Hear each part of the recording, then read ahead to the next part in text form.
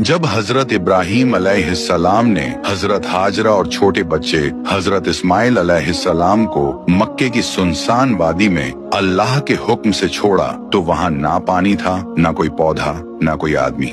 हजरत हाजरा के पास सिर्फ एक छोटी मशक, पानी की मशक और थोड़ा सा खाना था। कुछ दिनों बाद जब सब कुछ खत्म हो गया तो उनका दूध रुक गया और हजरत इस्माइल अलैहिस्सलाम ने भूख और प्यास से रोना शुरू कर दिया। हजरत हाजरा यह मंजर बर्दाश्त न कर सकी। वो पहाड़ी सफा पर चढ़ी, आसपास देखा, कोई दिखाई नहीं दिया। फिर मरवा की तरफ दौड़ी, लेकिन वहाँ भी कुछ न मिला। इस तरह वो सफा और मरवा के दरमियान 7 मरतबा दौड़ी, सिर्फ इस उम्मीद में कि कहीं से मदद मिल जाए, कोई पानी मिल जाए, कोई इंसान दिख जाए। जब वो मरवा पर पहुंची और पीछे देखा तो उन्होंने देखा कि हजरत इस्माइल अलैहिस्सलाम अपने पैर से जमीन को मार रहे हैं और जहां उन्होंने पैर मारा वहीं से पानी का चश्मा फूट निकला।